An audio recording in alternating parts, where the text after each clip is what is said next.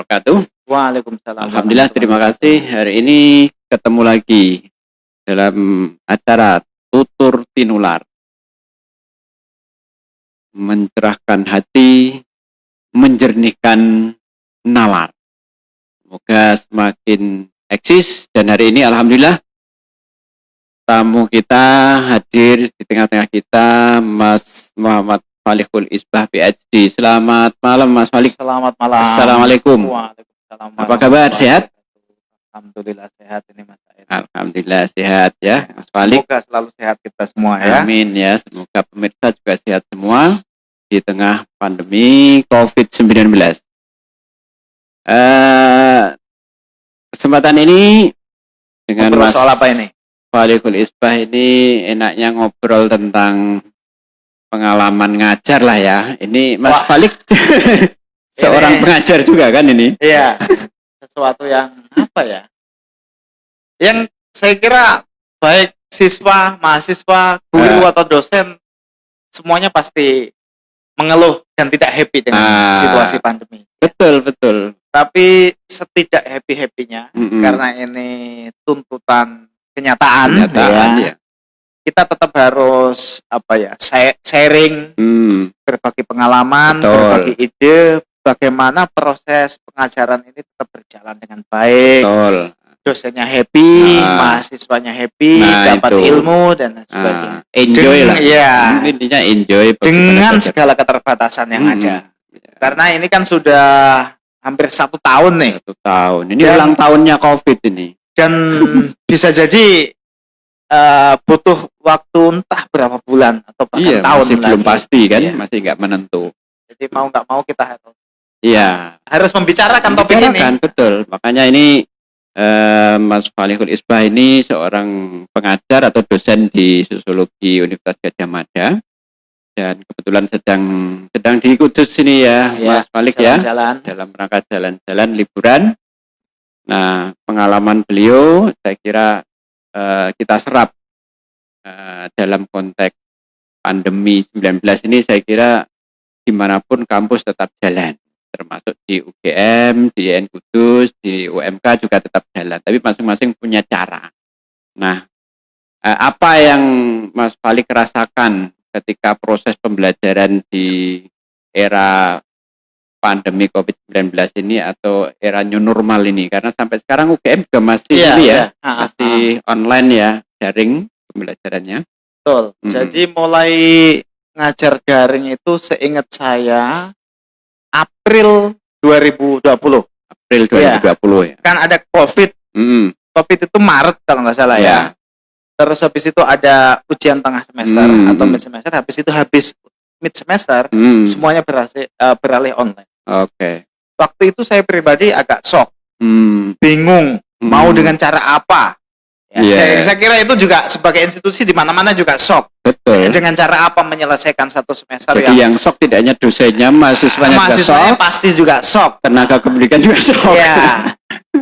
Waktu itu saya ingat saya kampus belum punya guideline yang jelas. Mereka masih menyusun. Tapi perkuliahan harus segera berlangsung. Terus saya inisiatif gini. Isunya kan macam-macam tuh. Ya. Kalau kita onlinean terus, mahasiswa mengeluh nggak punya pulsa, betul data. Terus saya ambil inisiatif, ya udahlah kita platformnya pakai Google Classroom, bikin sendiri, mahasiswanya di invite masuk. Terus habis itu tidak semuanya interaksi sinkronus, tapi beberapa saya rekam dalam bentuk audio. Kalau video berat juga. Video juga berat. Audio. Tapi nggak happy. Karena ketika dalam ujian atau bikin paper, ada beberapa mahasiswa yang kelihatannya salah paham sama yang kita maksudkan. Padahal udah direkam ya? Udah direkam, salah paham. Itu. Terus apa lagi ya? Terus semester berikutnya situasi secara psikologis baik dosen, mahasiswa dan sistem sudah lebih siap, ada panduan macam-macam, terus kampus nyiapin tenaga asistensi, itu jadi Google Meet, Zoom, macam-macam kita nggak usah. Kalau saya di UGM nggak usah jadi operator. Jadi buka link, dia mengadmit mahasiswa masuk, macam-macam itu urusannya operator. Ya, kita tinggal ngomong aja deh. Ngomong di rumahnya masing-masing. Iya, di rumahnya masing-masing. Kan gitu. Pada jam yang sudah ditentukan. Udah disiapin ya. Tapi saya semakin kesini semakin sadar bahwa pengajaran online itu tidak bisa hanya sekedar ceramah. Kalau ceramah direkaman mahasiswanya cuman kelihatan akunnya, nggak kelihatan videonya, bisa jadi dia ke mana kayak sambil naik motor atau nggak memperhatikan dan lain sebagainya. Gawat juga ini. Jadi Google-nya online tapi bisa jadi fisiknya jalan-jalan. Atau misal HP-nya dipakai zoom-nya atau apa dinyalain pakai HP terus ditinggal pergi kan kita nggak tahu. Nah, ini problem umum seperti itu. Bagaimana antisipasi pengalaman Mas Falik supaya efisiensi pembelajaran itu mahasiswa enjoy, dosennya juga memberikan add value yang meaningful.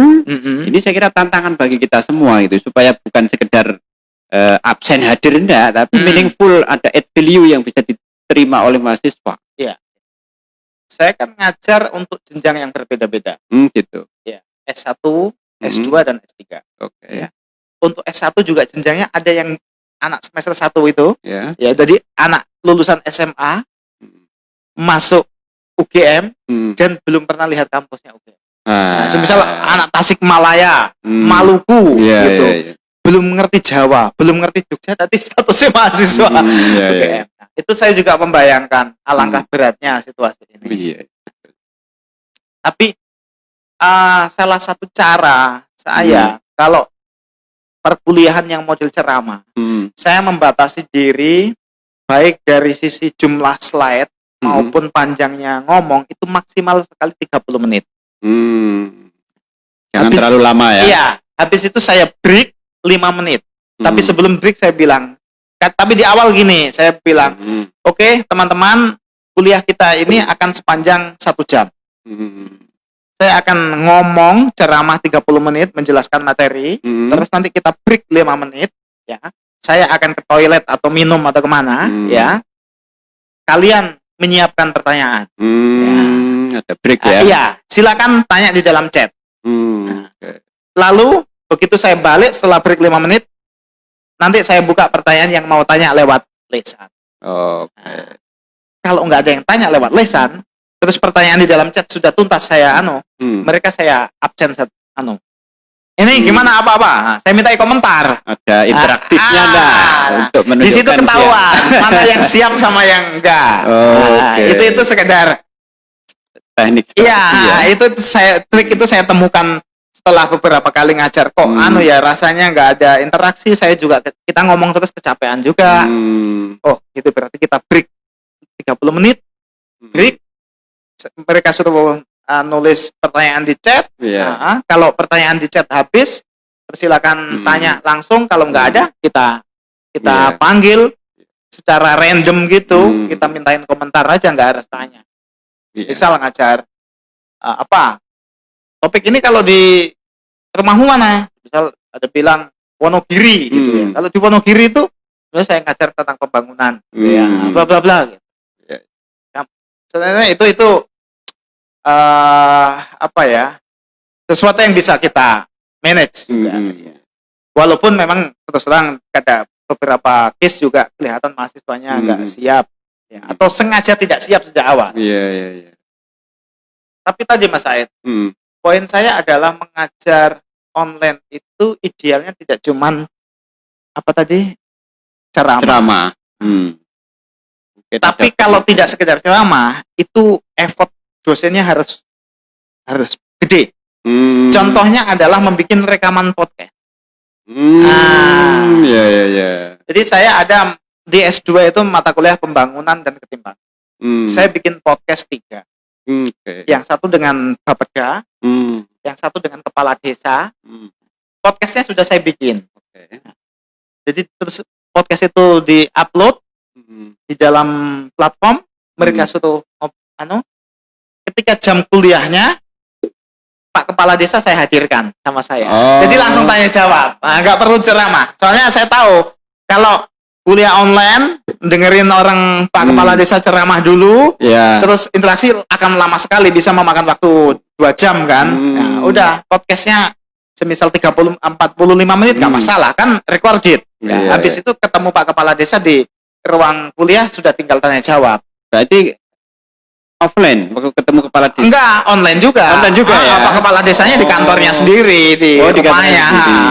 Saya melakukan itu juga kemarin. Saya Kepala Desa, Kepala Bapeda, sama Direktur BUMDes. Jadi orang-orang Bantul. Malah bisa melibatkan stakeholder juga ya dalam proses pembelajaran ini ya. Karena mata kuliah itu ketika offline sekalipun pasti ada dosen tamu dari praktisi. Dan ada kunjungan lapangan sebenarnya. Untuk mengganti kunjungan lapangan dan dosen tamu adalah kita menghadirkan podcast, lalu diskusinya secara online. Wah, ini menarik, ini belum banyak yang terbayangkan ya. Artinya ngajar sebenarnya tidak harus kita sendiri, bisa melibatkan stakeholder. Sehingga bisa interaksi di situ. Pasti.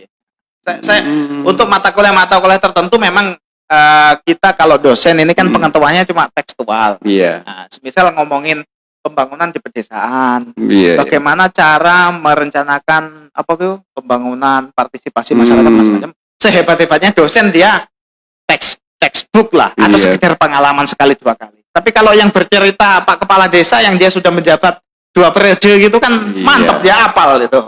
Sama lika-likunya berbasis pengalaman itu lebih otentik malah itu ilmu yang ditemukan melalui lapangan itu. Jadi gantinya observasi bisa itu ya. Nah, karena di mata kuliah itu selalu biasanya ada kunjungan lapangan sebanyak menggantikan 2 kali pertemuan. Terus saya ganti dengan saya telepon Pak Bapeda sama Kepala Desanya. Ini biasanya mahasiswa kan saya ajak ke tempat jenengan, tapi nggak memungkinkan. Ya udah, aja kita ngobrol lewat Zoom, rekamannya ditonton mereka, habis itu mereka bisa tanya jawab. Kalau ini penugasan ini Mas Falik, misalnya supaya produk yang dibuat oleh mahasiswa itu otentik, jadi benar-benar produk dari kreasinya. Saya kira ini perlu strategi juga ya, karena di era online googling ini nyari apapun ketemu gitu. Nah, saya kira perlu strategi khusus yang dilakukan oleh Mas Falik ketika di UGM atau mungkin bahkan ketika di Blender University misalnya, tugas-tugas mandiri mahasiswa yang benar-benar otentik ini seperti apa? Saya belajar ketika mulai kuliah S2 di Australia itu ya, saya belajar dari para dosen yang namanya silabus itu setiap sesi selalu ada bacaan wajibnya. Ya, 1 atau 2. Bisa artikel atau bisa bab di dalam buku. Ya. Lalu kita diminta di tengah semester sama akhir semester selalu ada tugas membuat review. 1 paragraf ringkasan dan 1 paragraf komentar kita atas semua bacaan di semua sesi yang dibaca oleh mahasiswa. Saya kira itu cara paling jitu untuk memaksa mahasiswa pasti baca bahannya. Nggak bisa menghindar. Dan mereka nggak usah dikasih kesempatan untuk ngutip sana ngutip sini. Udah, apa ringkasan dari bacaan itu dan apa komentarmu. Jadi serapan dari hasil bacaannya itu ya. Iya, itu sekedar review bacaan. Nanti kalau makalah atau paper bebas, dia kan setidaknya sudah membaca itu. Jadi referensinya nggak ngalor ngidul terlalu berlebihan.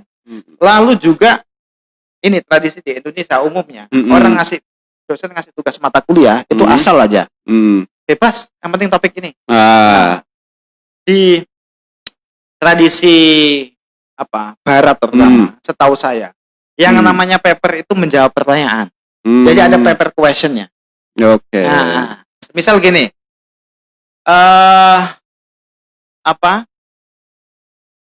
ini transformasi digital menghasilkan berbagai macam bentuk pekerjaan baru. Apa pandangan Anda tentang jenis pekerjaan baru tersebut? Apakah positif atau negatif terhadap pekerja? Udah papernya nggak usah panjang-panjang, 2000 kata aja, 4 halaman atau 5 halaman, tapi menjawab pertanyaan itu. Jadi harus fokus pada pertanyaan Iya. itu, nggak usah kemana-mana. Karena kalau dibebaskan nanti malah Iya, nggak terarah ya. Saya nggak suka juga. Saya ngasih paper itu maksimal kalau anak S1 ya 2.000 kata lah. Kalau S2 maksimal 3.000 kata. Nah, sudah saya wanti-wanti jangan merasa semakin panjang paper semakin bagus, enggak. Kita nggak butuh panjang, tapi kita butuh kemampuan kalian menulis dan tulisan itu mencerminkan kedalaman bacaan dengan artikulasi yang sistematis, menjawab pertanyaan. Udah, itu saya kira itu cara untuk menghindari kutip sana kutip sini yang nggak jelas. Dan itu kan kutip sana kutip sini itu mereka merasa membaca banyak hal, tapi sebenarnya tidak ada pengetahuan mendalam yang diperoleh dari kutip sana kutip. Nah, kalau dalam kita ini kan sedang menghadapi new normal ya. New normal dalam konteks bagaimana menggabungkan, mendialogkan antara apa yang mereka baca dengan konteks realitas yang dihadapi oleh sekelilingnya gitu. Kita tidak ingin mahasiswa itu belajar kemudian melangit gitu loh, Mas Malik. Jadi apa yang dia baca itu benar-benar dia bisa memanfaatkan apa yang ditemukan gitu. Jadi bisa applied ilmunya itu. Ini saya kira perlu strategi ya dalam konteks itu. Apalagi dalam konteks belajar ilmu pembangunan gitu ya. Kalau di IAIN ini kan banyak ilmu-ilmu berbasis langit ya. Bagaimana membumikan itu?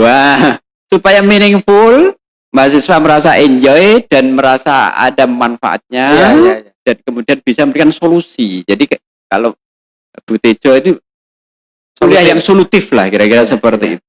Bagaimana punya pengalaman? Ini kalau saya yang ngasih jawaban mungkin nggak bisa presisi karena dunia saya kan memang ilmu empirical. Itu ya. Tapi kita juga punya tantangan. Kalau materinya teoritis gitu, mendaratkan ke konteks hari ini kadang-kadang juga nggak gampang. Iya, benar itu. Itu memang tantangan dosen. Ada dosen yang canggih mengajarkan teori, tapi dia merujuk pada apa yang bunyinya buku dan literatur yang lama-lama, yang mungkin ditulis 1930, ditulis di istilahnya 10 tahun, 10 tahun, 50-60 tahun yang lalu gitu. Tapi kontekstualisasi itu tidak terlalu kelihatan. Padahal mahasiswanya itu butuhnya sebenarnya itu untuk konteks hari ini apa maknanya itu. Nah, semisal kalau saya sosiologi Karl Marx menjelaskan tentang alat-alat produksi, lalu hubungan produksi, production means sama production relation. Itu dalam konteks zaman berapa itu? Mark itu 18 sekian atau 19 sekian awal ya. Itu seperti ini. Lah kalau konteks hari ini gimana? Ini ada semisal contohnya kalau yang saya geluti sekarang tentang digital ekonomi ini. Kalau konsep kapitalis industri dulu kan tata bangunnya pemilik modal, punya pabrik, ada pekerja yang menjual tenaganya, mereka dikasih upah dan kalau sekarang ini yang kita sebut hari ini sharing ekonomi nih. Ada perusahaan besar, dia hanya punya aplikasi dan sistem. Terus tukang ojek ini punya motor, motornya sendiri. Terus hubungannya apa ini? Dan ada sesuatu yang baru yang perlu dengan teori lama, tapi dikontekstualisasikan. Tentu ada tantangan. Betul. Makanya itu. Kalau hubungannya sama agama, saya kira saya agak takut ini otak-atik gadoknya ini. Tapi saya kira tetap yang namanya ilmu pengetahuan ketika agama sebagai ilmu pengetahuan tetap ada peluang dan harus ada upaya kontekstualisasi. Harus applied jadi terapan tentu. Dan saya kira dalam konteks keislaman hampir semuanya kalau dalam konteks pengetahuan kan memang harus terapan gitu ya. Maka termasuk di kampus Yan Kudus ini juga visinya kan pengembangan ilmu Islam terapan itu. Nah, ini sebenarnya tantangan tersendiri itu.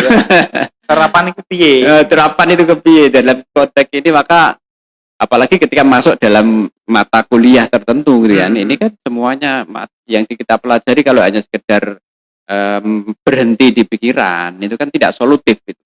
Padahal mata kuliah itu kita gagas, kita kembangkan kan untuk memberikan solusi. Jadi terapannya seperti apa gitu. Maka sebenarnya ketika apalagi ketika di era pandemi seperti ini kita jarang ketemu, bahkan tidak ketemu, ini menjadi sebuah tantangan tersendiri gitu. Maka produk-produk, jadi kuliah yang berbasis produk itu perlu ditonjolkan gitu. Minimal setiap mata kuliah itu melahirkan sebuah produk. Nah, produk-produk seperti apa misalnya pengalaman Mas Falik itu di samping paper ya, di samping paper. Kalau produk paper mungkin sudah biasa ya. Tapi produk yang berbasis benar-benar itu memberikan alternatif solusi atas masalah yang dihadapi oleh manusia, terutama ketika menghadapi pandemi misalnya. Ada pengalaman-pengalaman khusus barangkali tentang hal itu. Hari ini istilahnya ada diskusi di mana-mana ya tentang istilahnya apakah ada alternatif lain penugasan mahasiswa selain dalam bentuk tulisan.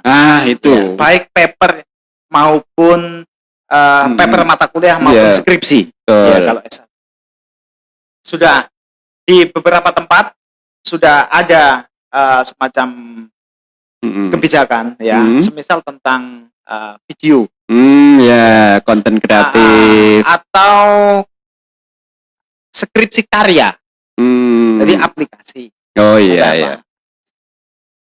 Lah, untuk memungkinkan itu semua, memang mahasiswa itu sejak awal harus diperkuat exposure-nya. Exposure itu bisa dalam bentuk atau melalui menghadirkan dosen tamu yang praktisi. Atau mahasiswa dan dosen yang mendatangi suatu tempat di mana aktivitas kuliah sesuatu berlangsung, kunjungan lapangan, ya, atau lewat media yang sudah direkam. Intinya kan salah satu kelemahan dunia pendidikan kita itu kan kurang membuka diri, intensitas exposure-nya itu loh. Itu kan saya kira sangat kunci itu, bagaimana memperkuat exposure. Itu lintas disiplin ilmu. Ya, apalagi setelah menghadapi kebijakan Merdeka Belajar. Betul. Jadi saya kira ini kan ada ada kebolehan untuk belajar lintas prodi nanti. Jadi kesempatan saya kira untuk itu. Betul. Dan sebenarnya di era digital seperti ini memang mahasiswa juga menjadi sebuah kebutuhan ya, bahwa proses pembelajaran juga berbasis digital juga ya. Ada mungkin digitalisasi apapun lah ya, seperti pelajaran fikih itu kalau berbasis digital kan itu semakin menarik itu. Misalnya bagaimana proses wudu ya ketika mengajarkan kepada anak-anak, atau sholat. Misal bisa bikin kan digitalisasi itu. Iya, bisa bikin animasi wudu yang benar. Nah, itu udah melebihi bisa bikin paper kan. Jadi produknya bisa aja kontennya nilai-nilai keislaman, tetapi produknya berbasis multimedia. Ya, itu malah terobosan dan lebih bermanfaat untuk masyarakat luas. Iya, maka ini bagian mahasiswa saya juga produknya konten kreatif, termasuk podcast atau mungkin produk-produk lain berbasis aplikasi ketika itu masuk ke hal-hal yang berbasis terapan gitu ya. Maka perlu itu tadi kerjasama dengan, misalnya kalau di Kudus ada SMK RUS misalnya ya, animasi itu animasi. Lalu kemudian ada juga kampus-kampus yang lain terkait dengan ilmu-ilmu lain. Jadi perlu berkolaborasi lagi ya, lagi-lagi kolaborasi ya kata kuncinya. Kolaborasi, lalu kemudian interconnected. Jadi kita tidak bisa kemudian berdiri di atas kaki sendiri dalam konteks tidak mau berkolaborasi. Maka mungkin Mas Falik bisa memberikan pesan-pesan sebagai closing statement ya, hubungannya kaitannya tentang bagaimana membangun kuliah yang kolaboratif itu tadi. Seperti tadi yang disampaikan ketika mengundang beberapa pejabat-pejabat tertentu ini kan kolaborasi dalam konteks dialog gitu. Iya. Tapi kalau dalam bentuk karya ini saya kira perlu pengembangan lebih jauh gitu, sehingga mahasiswa itu ada produk yang clear, tidak sekedar paper gitu. Mungkin ada tambahan. Baik, saya kira jalan menuju kreativitas yang tidak terbatas itu adalah satu, membuka ruang-ruang exposure. Oh gitu ya. Exposure-nya itu bisa melalui macam-macam. Ya. Intinya exposure itu adalah membuka mata dan pikiran, ya, baik mahasiswa maupun dosennya, tentang dunia yang di luar mereka geluti sehari-hari.